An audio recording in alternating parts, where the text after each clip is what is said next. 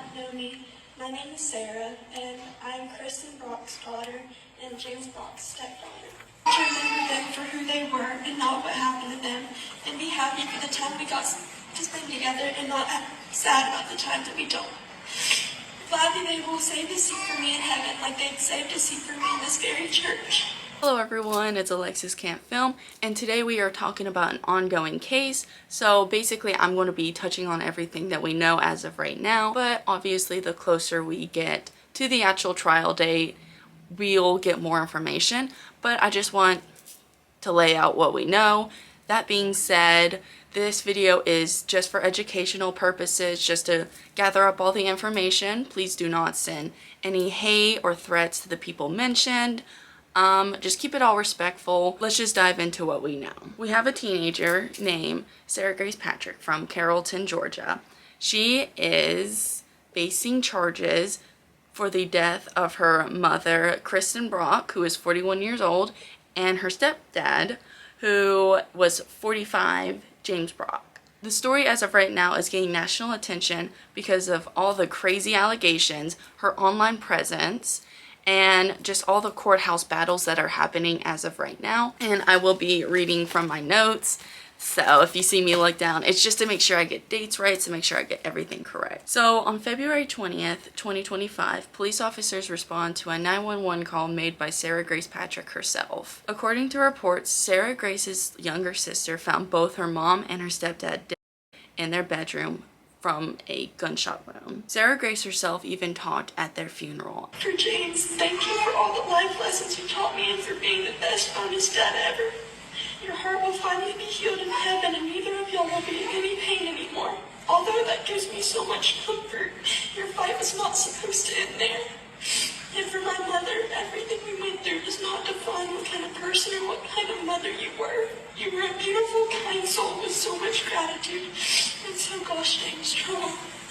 And you taught me so many life lessons. Considering that gave me so much closure, I want to remember them for who they were and not what happened to them, and be happy for the time we got to spend together and not sad about the time that we don't. I may always and will always be her sunshine, but she will always be my star from up above. And I know at nighttime I can go and look at Mama and Jamie in the sky, and gladly they will save a seat for me in heaven like they'd saved a seat for me in this very church. Although there's nothing we can do to bring them back, we still have control over how we treat people with us today. Therefore, when someone tries to tell you anything, no matter how important it could be, just listen, because you never know when it's somebody's time to go. I love you guys, and so do I. And so do they. I'm sorry.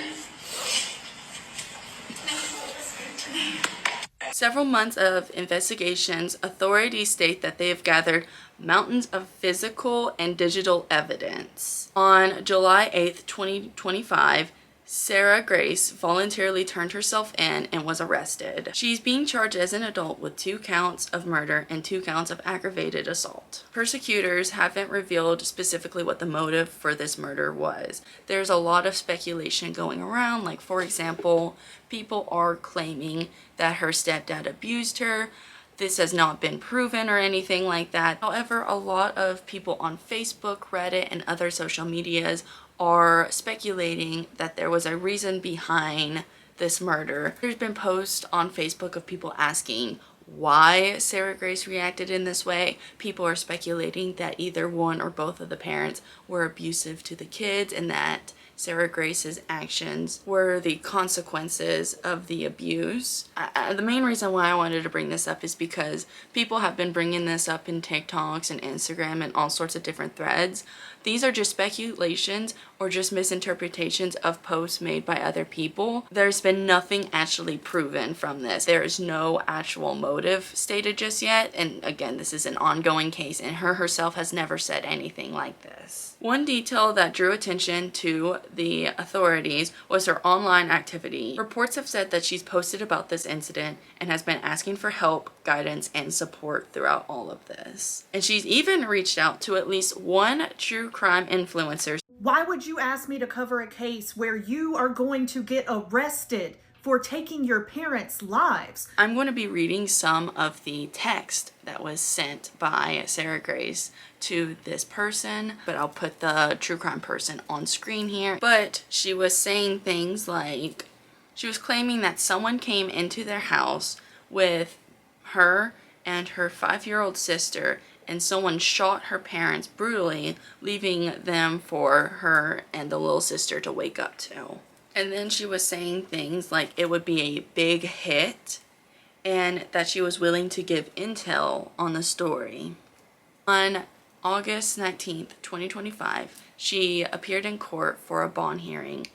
And I just want to note that while she was walking into this court, she was caught smiling on film.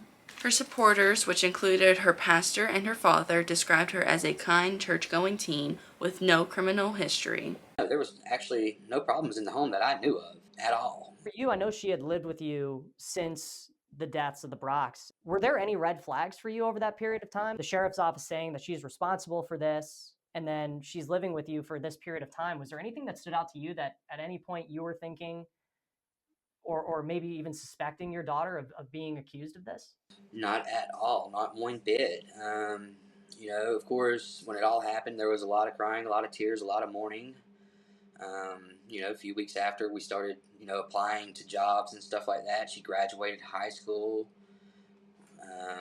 We had a couple different holidays that were pretty difficult because, Mother's Day, her mother's birthday, her own birthday.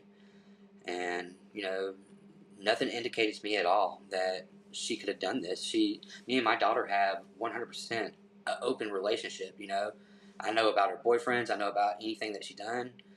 I've told her always, if you're ever in trouble, if you ever need me, if you're going to do something that's behind my back, you can always call me, and we lived a typical life, but there was no red flags at all. I know she was on TikTok and she was reaching out to people from what I understand. I'm not on TikTok. I'm not, as you can see, trying to even hook up this conversation with you. I'm not a very, very good with technology. But I know that she reached out to people on TikTok because she was wanting help. Because we weren't getting answers from Carroll County. The only people that were getting answers was the next of kin, not my daughter, not me, not nobody. So for the last 4.5 months, we lived waiting for answers ourselves. However, on the other side, grieving relatives argued she poses a threat if released. After all was said, the judge denied bond with the concerns of flight risk and potential witness intimidation. Now, Sarah Grace's arraignment is scheduled for September 22nd, 2025. And if indictment returns, trial is expected to begin January 5th, 2026. Till then, the case remains ongoing and she is innocent until proven guilty in a court of law. And like I said earlier, that's basically all the information that we have as of right now. Pretty quick video. I mean, like I said, I just wanted to get all the information in one spot. More likely, more information, well, not more likely, more information will come out. Please let me know what y'all think in the comments down below. Again, keep this respectful. Like, I am not going to be putting up with anything that is crude or anything like that. Like, I will delete your comment if I feel like it is not respectful in any sense. At the end of the day, a 5-year-old girl lost 2 of her parents and a 17-year-old has lost 2 of her parents. If that was to her hands, we do not know. So please, like, we need to be respectful. And I just hope justice is served in the way that is sought accordingly. Anyways, again, just let me know what y'all think. Please leave a like, comment, subscribe. Yeah, this is Alexis Can't Film, signing out.